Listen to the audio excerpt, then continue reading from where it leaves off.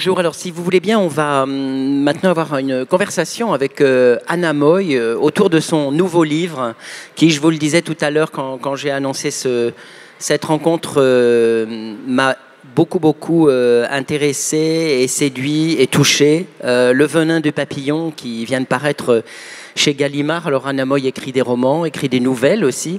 Ce roman, Le venin du papillon, on peut peut-être le dire parce que c'est important, a reçu le prix Littérature Monde en 2017, qui est décerné à Saint-Malo, fait au festival Étonnant Voyageur, et c'est un prix de grande qualité, avec un jury de grande qualité. Donc je pense que j'imagine que vous êtes très heureuse d'avoir reçu ce prix Littérature Monde. Oui.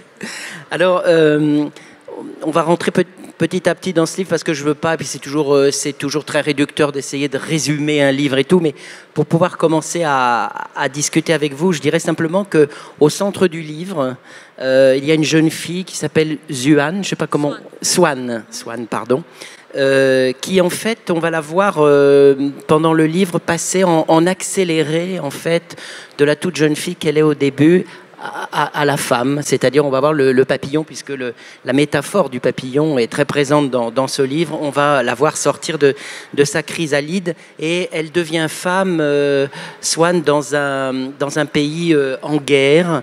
Alors vous vous êtes gardé de préciser quel pays. On devine quand même que l'inspiration, évidemment, c'est le Vietnam.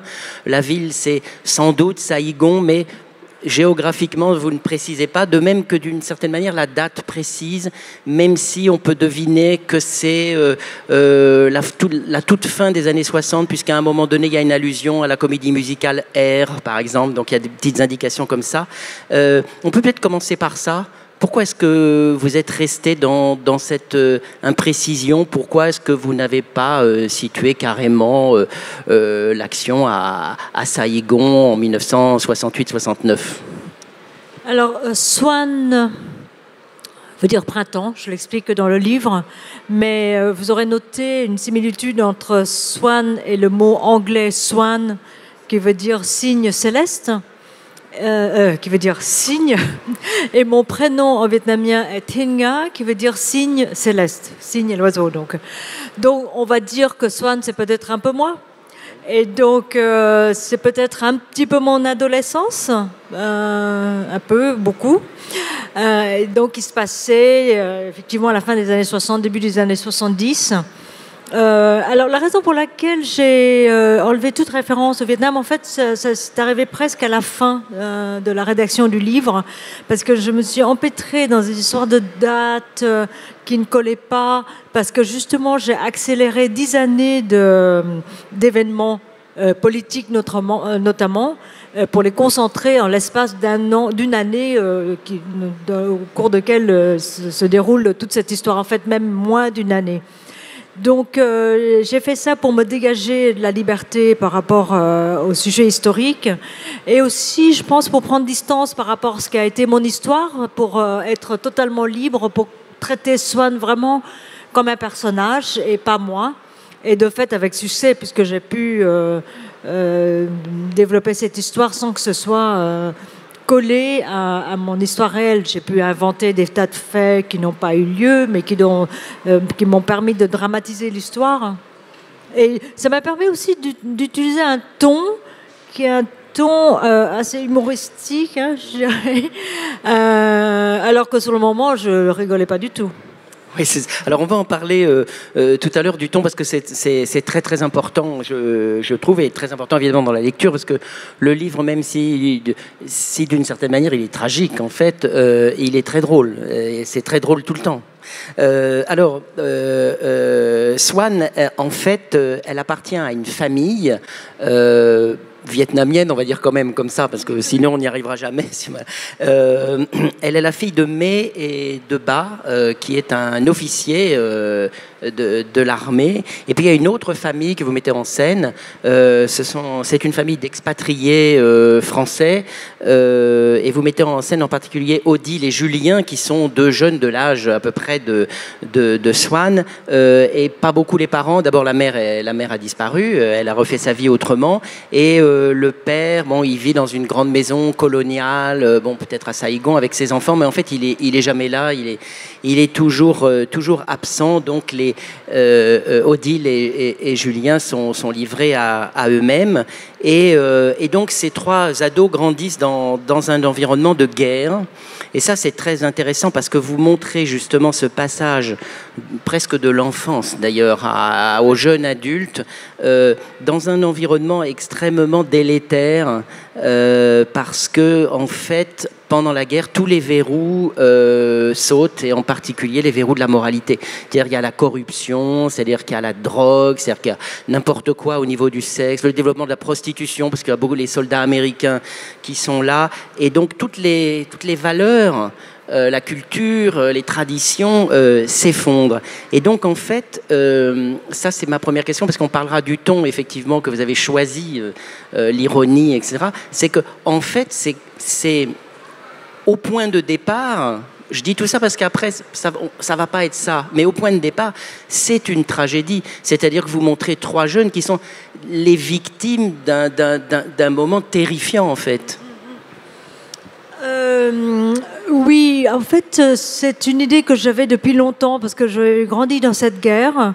L'idée qu'à la fois j'avais vécu quelque chose de terrible, j'ai été témoin de mort, j'ai vécu dans l'angoisse, il y avait le couvre-feu, et en même temps, les hormones continuaient à exploser gentiment dans mon corps. Et je grandissais malgré moi, je faisais des rencontres amoureuses, et donc le point de départ avait été un petit peu ça.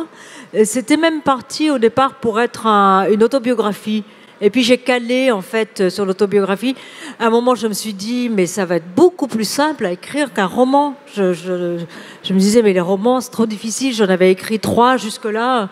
Et en fait, ce livre m'a quand même pris 10 ans. Donc l'autobiographie, c'est pas plus facile, en fait, en tout cas pas pour moi.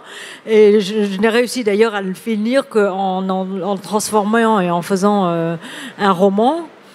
Mais en même temps, pour moi, je pense que ça a été l'occasion aussi de dénoncer la guerre, même si je le fais de façon indirecte, mais à plusieurs reprises, je dis que bon, dans la mesure où on donne des fusils aux gens, à des jeunes, et on leur dit allez, va tuer, bah, tout le reste est permis, quoi. Il n'y a pas de crime plus grave que d'aller tuer des gens. Donc toutes les questions de sexualité, de drogue, etc., à la limite, c'est mineur par rapport à ce crime qui est la guerre. Oui, alors justement, c'est vrai que c'est le scandale en fait principal. La guerre, et là si vous permettez, j'aimerais lire un court extrait parce que ça va vous donner une idée du style déjà, et puis justement de cette place de la guerre dans le roman. C'est page 212. Alors juste avant, vous parlez des gens qui malheureusement du fait de la guerre perdent des membres, un bras, une jambe, etc. Et ensuite vous enchaînez. La guerre est une machine à réduire les anatomies des hommes. Il suffit de quelques années de guerre pour amputer oreilles, yeux, doigts, cerveau appartenant au corps autrefois vaillant d'hommes jeunes. La chirurgie à la machette sauve des vies, non sans quelques dommages collatéraux. Le margouillat, un lézard potelé et transparent, peut se faire pousser une nouvelle queue s'il a perdu la précédente à cause du pincement malfaisant d'un garçon. Il laisse un bout de son anatomie pour s'enfuir. La queue repoussera. Aucun membre humain ne peut repousser, quel que soit le degré de liberté en jeu. À l'intérieur des corps martyrisés, le cancer ne se gêne pas pour grignoter les organes internes surexposés aux produits chimiques de la guerre. La guerre est un commerce sale et lucratif. Pour chaque membre perdu, chaque organe manquant, chaque hémisphère de cerveau écrasé, quelqu'un de l'autre côté du monde s'enrichit. Un fabricant de balles, un producteur de produits chimiques. Pour eux, la guerre ne doit pas être gagnée.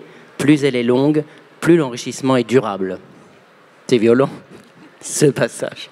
Mais ça donne bien, effectivement. Et il y a comme ça, à plusieurs endroits du livre, quelques moments. C'est très, très fort, quand même. Là, c'est très sévère. Il y a beaucoup d'ironie aussi dans les passages où je parle de la table de négociation de paix, parce que les Américains et les Vietnamiens ont négocié des accords de paix en 72. Et ça a duré très très longtemps. En fait, ça a duré des années, toutes les années Nixon, cette histoire de négociation à Paris. D'ailleurs, ça s'est appelé les accords de Paris, parce qu'ils n'étaient pas d'accord sur la forme de la table. Je trouvais ça délirant. Alors, bien sûr, c'est plus compliqué que ça, parce qu'ils voulaient savoir combien de parties allaient signer l'accord de paix, seulement les Nord-Vietnamiens, les Américains, ou bien aussi les Vietnamiens du Sud. Enfin bref, ils n'étaient pas d'accord, ronde, triangulaire et ça. Mais enfin, pendant tout ce temps-là, les gens mouraient, quoi, pendant qu'on attendait de signer la paix. Donc ça, c'était aussi un scandale qui est revenu donc, dans le livre oui, de façon ironique. Sur la table ronde ou carrée. Alors on va donc voir Swann, Julien et Odile multiplier des expériences, souvent quand même assez dangereuses, hard, puisqu'effectivement Julien va se faire un copain avec un petit malfrat là, et donc on est dans les trafics, les expériences sexuelles des uns et des autres, la drogue, comme en plus Julien et Odile disposent d'un magnifique et grand appartement, ils peuvent inviter tout le monde et voilà, etc. Et au centre du livre quand même il y a Swann qui va vivre sa première histoire d'amour avec un homme plus âgé qu'elle, puisqu'il lui a une trentaine d'années. C'est un diplomate français qui travaille plus ou moins avec les services secrets, si j'ai bien compris. Alors évidemment, cette histoire est assez belle en fait. Même si il y a la différence d'âge, il y a tout ça, cet homme n'est pas du tout présenté comme quelqu'un de je sais pas, on n'a pas pense à un prédateur non, ça, pas du tout. Mais alors évidemment, on pense à l'amant de Marguerite Duras et d'une certaine manière comme si vous en montriez le reflet inversé. Alors je voulais que vous m'en parliez parce que vous avez publié très récemment aussi Le Pays sans nom aux éditions de l'Aube, et qui est comme ça un chemin avec Marguerite Duras. En fait, les deux livres sont sortis en début de cette année et j'ai été interviewée au sujet des deux livres. Quelqu'un m'a posé cette question et j'ai tombé du nu, en fait. Je n'avais absolument pas fait le parallèle d'une situation inverse, certes, mais d'une adolescente française en ce qui concerne Marguerite Duras et son histoire d'amour clandestine et interdite avec un Chinois. Moi, évidemment, c'était parfaitement interdit aussi dans ma société. J'étais mineure et j'avais cette histoire avec un diplomate français.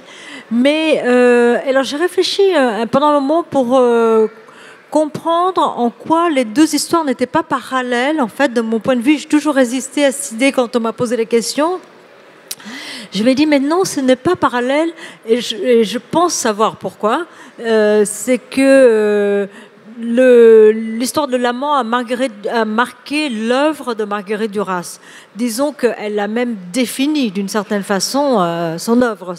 Cette transgression a été tellement énorme pour elle qu'elle a écrit Barrage contre le Pacifique, ensuite L'amant, c'est la même histoire, L'amant de la Chine du Nord, c'est la même histoire. Et puis, je pense qu'elle souffrait aussi du complexe d'être la blanche pauvre dans la société coloniale de l'époque. Alors que moi, l'histoire avec mon diplomate était... l'homme était peut-être plutôt un instrument pour moi de ma libération, qui était un peu ce que je cherchais par rapport à ma société, une volonté vraiment de me libérer du carcan familial. Et puis, par ailleurs, ça a été véritablement une grande histoire d'amour. Donc voilà, je pense que pour ça, ce n'est pas tout à fait comparable. Et ça se transparaît. C'est pour ça que je vous disais, c'est pas... Parce que si on le présente un peu rapidement, en disant une histoire avec un homme beaucoup plus âgé qu'elle, tout de suite on pense aux prédateurs, etc. En fait, non, effectivement, vous retracez bien vous faites bien sentir que c'est une véritable histoire d'amour. Alors, c'est donc inspiré de votre propre histoire et vous n'avez pas écrit à la première personne. Vous avez écrit à la troisième personne du singulier. Ça, j'aimerais que vous nous disiez pourquoi. Et en même temps, c'est vrai que quand on lit le livre, il y a quand même un jeu qui s'impose. C'est la voix de Swann, en fait. Alors ça, c'est très intéressant comme démarche littéraire parce que j'avais donc commencé à écrire à la première personne en pensant écrire une autobiographie. Et à un moment donné, quand j'ai vu que j'allais dans le mur, je suis passée à la troisième personne. Et je me suis aperçue qu'on ne passe pas simplement, de manière simple, de la première personne à la troisième. On ne peut pas simplement traduire « je » par « elle ». Ça ne marche pas, en fait. Il faut réécrire les phrases complètement pour que ça fonctionne.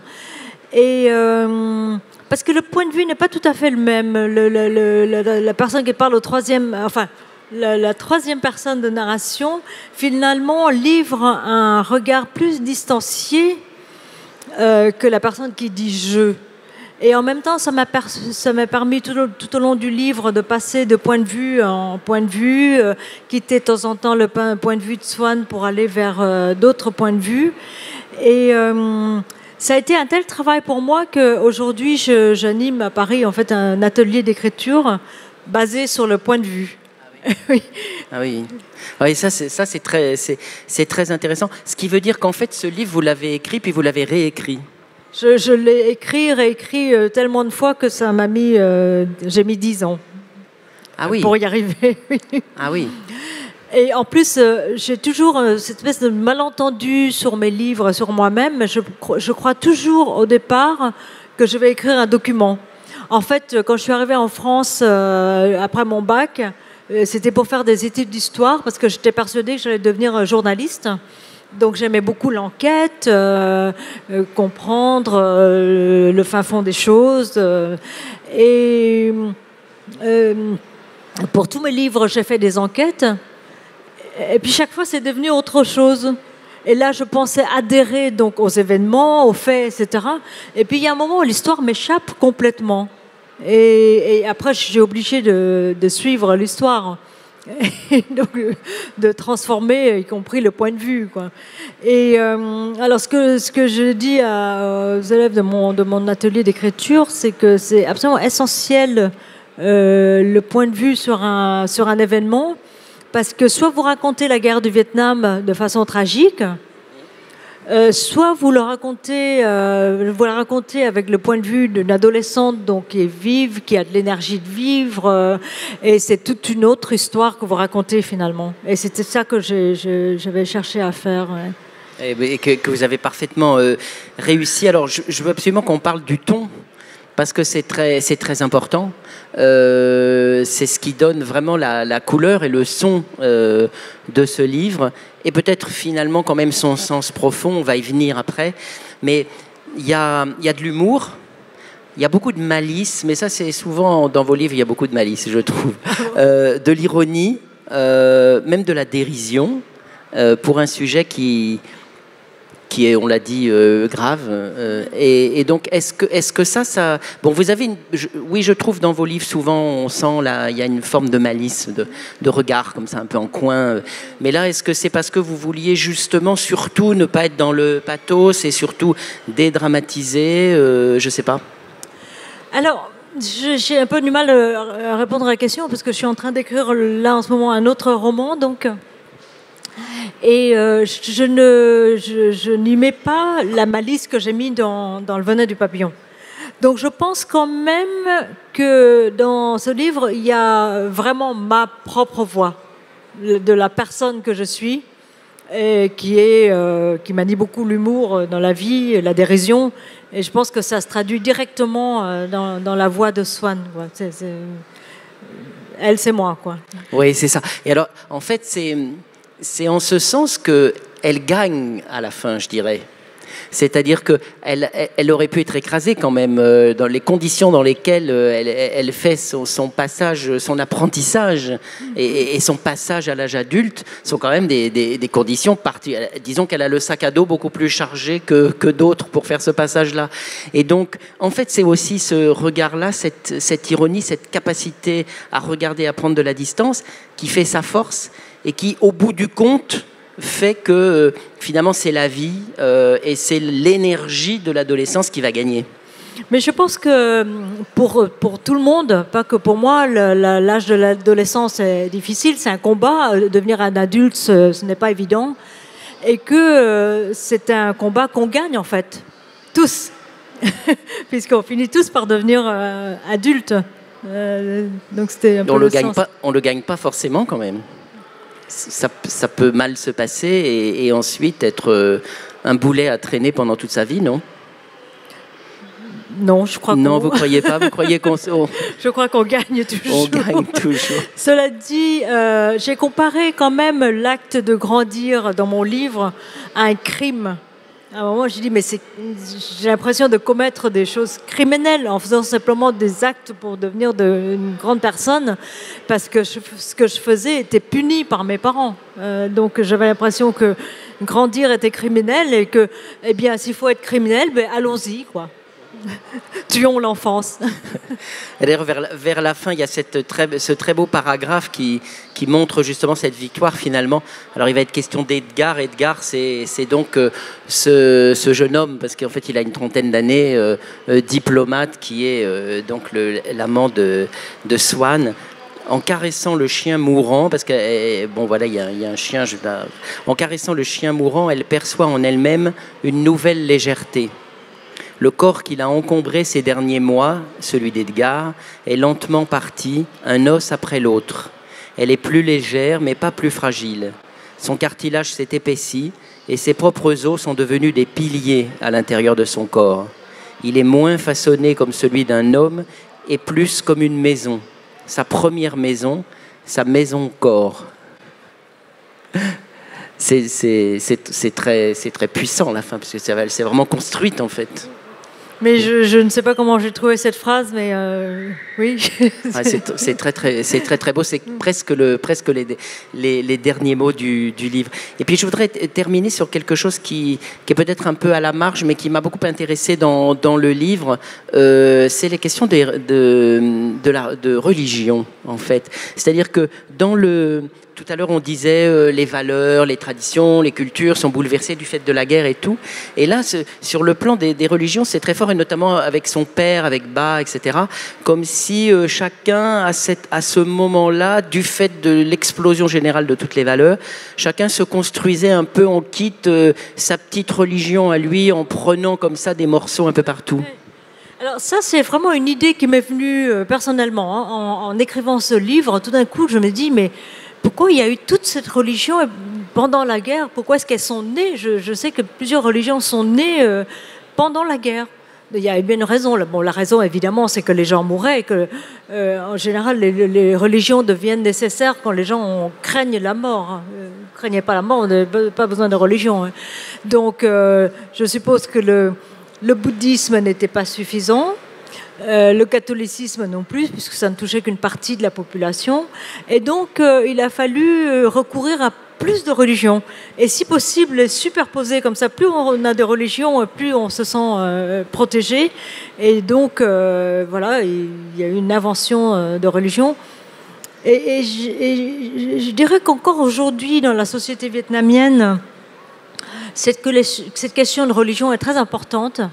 Enfin, quand je parle de question vietnamienne, c'est un peu compliqué parce qu'il y a une partie donc, de la population du Sud-Vietnam qui est partie aux États-Unis. Et cette population vietnamienne aux États-Unis, qui est assez importante, c'est 1 million et quelques de personnes, continue à être séparée non pas par classe sociale, bourgeois ou moins bourgeois, mais entre catholiques ou bouddhistes. Et bon, j'ai une anecdote personnelle, mais bon, mon père est décédé récemment, donc le bas du livre, en Californie, dans un hôpital où il partageait sa chambre avec quelqu'un d'autre. Lui était un grand représentant donc des bouddhistes d'abord du Vietnam, mais ensuite de Californie. C'était un personnage quoi, dans la communauté bouddhiste. Elle a écrit des livres, elle a écrit des articles, et parfois des articles militants. Et il se trouve que l'ironie de la vie fait qu'il partageait à la fin de sa vie sa chambre avec un catholique. Et je prends un prêtre. Donc il y avait des prêtres catholiques qui venaient rendre visite à ce malade. Et puis qui connaissaient mon père. Forcément, ils savaient qui c'était. Il y avait le nom sur la salle. Et donc il y a un des pères catholiques qui est venu voir mon père, qui lui a pressé le pied comme ça. Parce qu'il était au bout du lit, il lui a dit écoutez, on s'est battus les uns contre les autres, mais vous êtes en fin de vie, on va se pardonner maintenant. Donc c'était un mouvement assez émouvant, mais bon, pour dire que c'est encore très important cette question de religion quoi, chez les Vietnamiens. Plus qu'à la limite politique ou de classe. Oui. Bien, je vous remercie beaucoup. Donc, je vous conseille la lecture de ce livre, ce nouveau roman de Anna Moy qui vient de paraître chez Gallimard, Le venin du papillon. Merci beaucoup, Anna, d'être venue, d'être passée sur ce plateau. Merci à vous.